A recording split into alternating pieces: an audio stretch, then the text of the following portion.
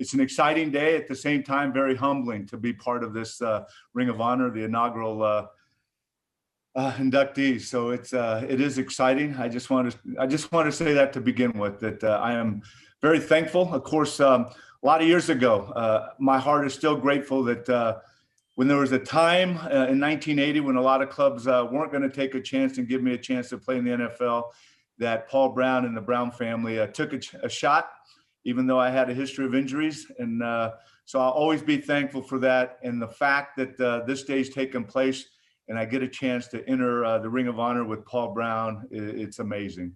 So with that being said, I'll open it up to questions now. Hi, Anthony. Congratulations. Thank you very much. Appreciate it. You know, you're the only Bengals player in the Hall of Fame, and now you're part of the inaugural Ring of Honor class. How does, you know, all that make you feel as a former player? Well, like I said, it's exciting. I'm very thankful. At the same time, I know with the Ring of Honor, I'm going to have, you know, probably former teammates with me the way it should be up in Canton. And, you know, I guess that would be the difference between this Ring of Honor and the Hall of Fame. The Hall of Fame it's a lot more frustrating for me because I could give you a handful of guys that I believe, not just because I was their teammates, but because of their qualifications, should be in Canton with myself. But I think this is exciting, the Ring of Honor, because I think it's a time to celebrate as, you know, guys that played for this organization, even before I got here, while I was here, played with them, and even after. But I think it's a great celebration, not only for the guys, but for the organization and for the city. Who initially told you that you were going to be part of the Ring of Honor, and how was that conversation like? Well, it was quite a surprise, because I had talked to the organization. This is my 20th anniversary for my foundation, so I'm trying to get as many people engaged to really have a bigger impact on the community and the youth, as we've been doing for 20 years. And I contacted the Bengals, and then it went from a phone call to, hey, can you come in and we can chat about it a little more? So I came down here to Paul Brown Stadium expecting to talk more about our 20th anniversary of the foundation. All of a sudden I walk into the boardroom, the conference room, and there's Mike, and there's Katie and Troy and Elizabeth, and the whole family was there. I think PB was getting a little rehab, little physical therapy on his hip that he's kind of tweaked a little bit. And we sat down. I was expecting to talk foundation, but Mike started by sharing with me that this was going to take place, and that his father, Paul Brown, the great Paul Brown, and myself were going to be the first two, and which was pretty exciting, because it went from that to kind of going, oh my goodness, to sitting there for maybe a half an hour and just sharing stories. I shared some about Paul Brown. We talked about this person, and just that. I think that's what's going to be exciting about this whole thing, is not only having the names there at the stadium, but really, as Elizabeth shared, having the archives and the documentation of hopefully things that have happened for 50 plus years. So that's how it happened for me. I was here at the stadium and with almost the entire family. Do you think that you look at this acknowledgement, and you think about all the things that have been awarded you because of the work you put in for the game, where in your mind is this starting to rank in terms of all the achievements that you acquired over the course of your career? Well, Box, I think for me, I share a little bit the fact that the Brown family, the Bengals organization, took a shot with me back in 1980. They drafted me. I played my entire career here, all 13 years. This is our 41st year that we've been living here in Cincinnati, so this is home. So it's extra special now that this is happening, the Ring of Honor, and that I'll be in the inaugural class. So it's right up there on the top, because it is my home. It's our home. It's the organization I played for my whole career, and so the Bengal stripes is that's it for me. So it's very, very special, right up there at the top. Thank you. Morning, Anthony. Anthony, do you think this could help your former teammates potentially in their Hall of Fame case? I hope so. I really do. Now I'm dealing with a lot of the senior selectors and some of even the regular selectors. They might call me for opinion on other guys, and I just happen to take all the conversation with them, because I have one number 14 that should be in, and that's my focus right now. I am a diehard advocate of Kenny Anderson. He should be in. Hopefully this Ring of Honor, that these selectors can see that this organization has had some great players. I mean, like I said, before me, I can name after name of guys that I played with that are deserving not only of the Hall of Fame, but this Ring of Honor. And of course, 14, 13, 14, Kenny Riley, Kenny Anderson, 85, Isaac Curtis. So hopefully this will help. Hopefully this will open the eyes of the selectors and say, man, this organization has had some great players over the years. Anthony, how much more does that strengthen your case when you're talking to them? Then you can point to something tangible and physical that says, yeah, you have all the numbers that you've probably spouted off for years, but now that you can physically point to something and say, they're honored by the franchise as well. How much more does that strengthen your case, just aside from the numbers and anecdotes that you may have? Well, hopefully it helps quite a bit. I don't know how much. I mean, this is a great honor, and like I said, I hope it does. But when you have, and I keep going back to Kenny Anderson, when you have his career stats, I've looked at least a half dozen quarterbacks in the Hall, and his stats are better, far better, a little better than a lot of those guys. You look at his stats, you look at the testimonials of guys that played for Bill Walsh out on the West Coast, and quarterback after quarterback after quarterback says, when I got into Bill Walsh's system, who did I watch on tape? Kenny Anderson, because he ran it the best, and that's where it all started. And you have guys, from the Steelers that played against them that have testimonials. So to answer your question, hopefully this does enhance my argument, and hopefully it does help. But this is an exciting day. Hey, Anthony, Jeremy Rao, Fox 19. I wanted to ask you just about the direction of the franchise right now and just the engagement with the fans that you could see the Bengals are trying to do. Have you noticed that? And how much do you think that this organization needed to reinstill some of that excitement in the fan base again? Well, Jeremy, I think it's been a very positive move by the Bengal organization. I think going back 2-3 years ago when, the 50th anniversary and, bringing the players in and engaging them, not only during games and not only just the guys that were the top 50, but it was, and I think this is going to be the same thing with the Ring of Honor, not only the guys that will be inducted to the Ring of Honor, but I think it's going to be a celebration for all the guys, for all our teammates to really, because if it wasn't, I'm sitting here, one of the first guys in, but I saw his face on the screen. If it wasn't for Dave Lapham, who I played my first 4 years next to, or, Max Montoya, or, the other lineman that I played next to, this wouldn't have happened. So the fact that they are engaging with the fans, it's been a handful of years that I've started to notice that with the different things. And like I said, not just bringing the guys to the game, but having dinners the night before, having us on the, out on the plaza level before games, interacting with the fans. So I think they continue to move in the right direction with the fan engagement and what they're doing. Anthony, you're not just an inductee, you're a season ticket holder, you're a voter. Can you tell us who you're voting for in the inaugural class? I'll let you know afterwards. I tell you what, that, it's like anything you vote for, it's going to be tough. It's going to be tough because, hopefully, I don't know how many votes I'll get, or if, I haven't even found that out. You're the first one that's mentioned that.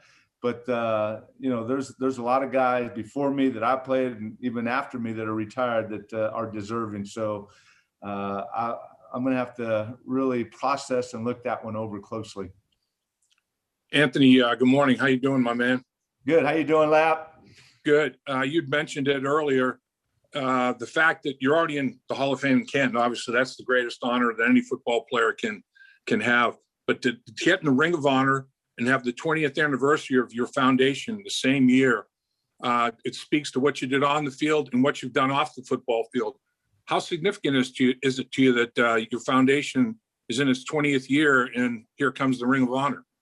You know what? It's you mentioned the foundation in 20 years. I can honestly tell you that I wake up in the morning, at night, I'm thinking about different ways to engage the community, to have impact on the kids that we're working with. If it's, our camps or our mentoring programs or leadership seminars or our scholarships, it's something that I'm very passionate about, Lap, and you know that because you've been a great supporter at our dinners, at our golf tournaments, and a lot of things we do. So the fact that we've been able to sustain that foundation for 20 years is our 20th, and quite frankly, the first 3 months of this year probably energized me more than the last 5 or 6 years because of the retention of corporate partners, the new corporate partners, the excitement of those in this community that see what we're doing and believe in what we're doing. I guess that's the big thing, is they believe and they can see the impact through what we're doing. And, you know, one of the things that I tell people, I didn't start it till 8 years after I retired because I wanted to be totally engaged. If I put my name on it, I wanted to make sure that I knew what was going on. And I know what's going on. I can tell you that, you know, we just had our you know, last audit, and we're 91 cents per the dollar for the kids. And, you know, it's one of those things that when we raise money, I want to make sure that the most money, I mean, per dollar, we want the most to go right to the kids. And, you know, they call me the senior intern because I show up just about every day when I'm in town. I don't take a penny from the foundation. It's just a passion. So, Lap, you're right. The sustainability of what we're doing with the foundation, you know, I'm thankful not only for our team there at the foundation, but I look at it in a bigger picture, the team here in Cincinnati. I keep telling people I played 13 years for, you know, 50 plus guys as a team. Now I'm on a much bigger team here in this great community.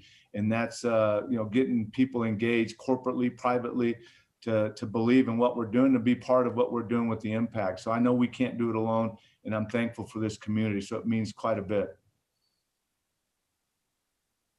Anthony, congratulations. Elizabeth talked a lot about the waiting to do this the right way, the way they wanted to do it, to have multimedia and really telling the story of the inductees. How much have you been told about that? And what do you think the main theme of your story is going to be? Well, I think, first of all, you know, I've been around Elizabeth twice. And I tell you what, you talk about sharp mind, energetic, enthusiastic. But really, you can tell she's not just talking about being a fan. She is a fan. I guess the one thing she mentioned, and one of the times I was with her, she said, you know, my grandfather went to Dartmouth. My mom went to Dartmouth. So I wanted to go to Dartmouth. I wanted to keep that legacy going. So I know when she talks about legacy and what's happened with this organization, I know it's real. You know, it's exciting. I've already been in here. I think I sat in this chair and they interviewed me for about an hour. Just kind of my story, and, you know, talked about from the first time that I met Forrest Gregg and he put me through a workout, to the first time I had lunch with Pete Brown and Jimmy McNally, who was my coach my entire time. And when they flew me here, and I you know, going through the physicals and being the last guy out. So, you know what, what's going to be the theme of mine is just, I guess I would just use the word thankful. That would be the theme of, that describes, you know, how I feel about this and what's happened in the past. Is just I'm grateful. And you know, so, but it's exciting. When they talk about document and having, you know, archives about what's going on, I can see that happening. I think that's going to be great for fans, you know, because I'm an old guy now. There's young people that don't remember seeing me play or Lap play, but if they can get a chance to see from that 81, you know, season, that 82 Super Bowl, or even 88, because there's kids that, you know, I go out and speak to kids and you talk about Super Bowls and they're like, wait, Bengals Super Bowl? I said, yeah, 2. And hopefully there'll be another one soon. So the fact that they're going to be documenting that and archiving that, I think it's exciting. You're being inducted with Paul Brown. What do you hope people learn about him through this experience? Oh my goodness. I tell you what, I've been, you know, I'm one that talks about Paul Brown all the time, you know, especially now that I spend a lot of time up in Canton. I've been to Paul Brown Stadium there at Massillon High School a number of times. I just drive up and I see his picture up there. I've been in the Paul Brown, you know, indoor facility. And, you know, so it's, I hope young players, especially not only young players that play in this league, but young players that play for this organization, hopefully they learn and they see what Paul Brown did for the game, how, you know, forward thinking, innovative he was, because the guy was just amazing. You know, when you have a coach that grew up around him and is considered one of the best coaches now, and Bill Belichick, and he flat out said the best coach ever was Paul Brown. I mean, that's highly regarded by one of the best coaching now. And so I would hope that through this whole process that people look and can really learn more about Paul Brown, what he brought to the game, things that, you know, people take for granted, you know, playbooks and videotaping practices and face masks and things like that. And, you know, that people learn what he did and how much he means to this game. So for me to be, you know, going in this first year of the Ring of Honor with Paul Brown, it's just it's very humbling for a guy from Ontario, California, to be going in with the guy that has done so much for the NFL. Anthony, you are obviously talk a little bit about. I'm sorry, Anthony. You're going to get a say in who goes next in the Ring of Honor. You're going to get some significant votes. But if by chance you were given the power to make a top 5 pick for the Bengals, would you go with an offensive lineman from the Pac-12, or would you go with an offensive weapon? Just curious. Well, let's say first of all, I got unlimited of 7 guys that I could vote for this next year for the Ring of Honor. I think I'd go Lapham, Montoya, Reimers, Kozerski, Walter, Moonpie. No, okay, I can't go all linemen. But if they said, Anthony, we're going to allow you to make this first pick, the number 5 pick, I would be pretty excited. Even though he's a nemesis, he's been a nemesis to my Trojans, I would have to go with the guy up from Eugene, Oregon, with Penei. I've watched him several times.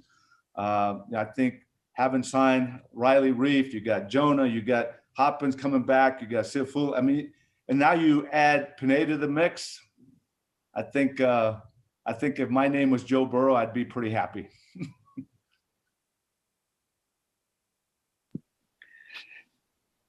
Anthony, when you talked to Mike and he shared the great news with you about the Ring of Honor, did he maybe inquire to you as to maybe something else that should be factored into, those getting selected for the Ring of Honor, or was it pretty much set and then it just moved on to making you that inaugural person? Yeah, he just kind of told me what was going on. And then the fun thing for me was that led from, okay, he turned it over to Elizabeth and she kind of shared the details. But then we sat there for maybe a half an hour and just shared stories. I shared a story about his dad, and we shared stories about, Forrest Gregg and guys that we've been associated with. So really didn't think about criteria or process more than just, okay, here's what's happening. And then, happen what usually happens. I think back to when we celebrated the 50th and had those dinners on Saturday night, and Lapp was emceeing it, and Horde, and just getting a chance to hear stories. I mean, the first time I met Tommy Casanova was that year, and to hear about when they were playing. And of course, I've known Trumpy forever, but I wasn't playing when he was playing, or Bob Johnson, and guys like that. So that's what it led to, Box, when that happened, was just the storytelling and just starting to reminisce about the history of this great franchise. 2 more minutes. Hey, Anthony, Seg, I know you need to get it in. Go ahead. Congratulations. You talked a little bit about Paul Brown's going in with you, but what about the other coaches, assistant coaches and head coaches? You got a myriad of people there that could go into this Ring of Honor. Seg, I tell you what, and when I talk about Bengal history, my Bengal history, Segman's got to be right there. Mini camp, Stouffer's hotel. I hear a knock on the door, and there's this guy that I look, and he says, "Anthony Muñoz, come with me." And I'm like, "Well, who are you?" Well, it was Segman take me over to the radio station to do some radio, and so we've had a great relationship throughout the whole time. But I had to share your question again. When you started talking, I had to think about that time at the Stouffer's Hotel. Just the fact is that other head coaches, past okay, I got you. Coaches could be part of this deal too. One of the things that I've shared at the Hall of Fame, and I'm in my humble opinion, there's head coaches that deserve to be in. I mean, I played for 2 great head coaches, totally different, Forrest Gregg and Sam Weiss. And hopefully that's part of the process, because both of those guys, Forrest came here when the franchise had just gone through 2, 4, and 12 years, takes us to the Super Bowl. Second year he's here. Sam Weiss gets here and we struggle, but then go to a Super Bowl. But my point I wanted to make is that I had a Hall of Fame tackle as my first head coach. For 4 years, he did not coach me once in the offensive line. So I've shared this with the Hall of Fame. When do assistant coaches start getting the recognition they deserve? My coach for all 13 years was Jim McNally. He coached us. Those are the guys that spend all the time with the guys developing those guys. I mean, you look at, any lineman, any D lineman, it's their position coaches that develop them. So hopefully as we move down the road, that will be something where assistant coaches get their due. And again, like I said, I've talked to the staff up at the Hall of Fame. I've talked to selectors about when is it when assistant coaches will be inducted into the Pro Football Hall of Fame for their contribution, because I'm sure you talk to all the guys that are in the hall, and I'm sure they're going to talk about their position coach that made it possible for them to play at the highest level. One last question. Anthony, you played at Riverfront when y'all were at the peak of the franchise. Obviously, you've seen the franchise do very well in Paul Brown Stadium now. How much are you looking forward to seeing a stadium where the fan atmosphere is what it used to look like when this franchise was rolling? And do you feel like some of the things that are happening this year can kind of help maybe stoke a fan base that's been dormant for several years? Well, and I'm going to speak for myself, but I know I can speak for a lot of the former players. We're some of the biggest fans of the team right now. We want them to win badly. We come to the games. I know I come to the games. And one of the things I continue to say is that we had a chance to play 2 AFC championship games at home in Riverfront, go to 2 Super Bowls, and to have a packed stadium of your home fans, to give them the gift of playing every playoff game at home before you go to, that's what it's all about. And I know for myself personally, that's what I want to see for the city, for this organization, and for the guys that are dressing up and going out there on Sunday or Monday night or whatever day they're playing now during the week. I go out and speak to a lot of kids and I talk about the jungle, or I should say, they ask me, don't you wish you played in the jungle? And I said, well, I got to give you a little history lesson here. The jungle started at Old Riverfront Stadium, but I'd love to see that reignite and become, as crazy as it was in the Old Riverfront Stadium now here at Paul Brown Stadium, and to host not only, the playoff game, but an AFC championship game as the team goes off to the Super Bowl. So yeah, there's nothing more that I would love to see, because this is a great sports town. We stayed here, this is home. And I love for the teams to do well here, but especially Paul Brown Stadium, I'd love to be rocking on Sunday afternoon. I'd love for the tailgates to be rocking before the games again, where you can barely get around making your way into the stadium. But that is something that I'd love to see here. And hopefully with all the player engagement and what's going on here, that will spark the excitement and get people back in the stadium. And of course, we know you have to win games. So get a healthy Joe Burrow back there running the offense, get that defense going, and get Penei in the mix on that offense. No, I just had to throw that in.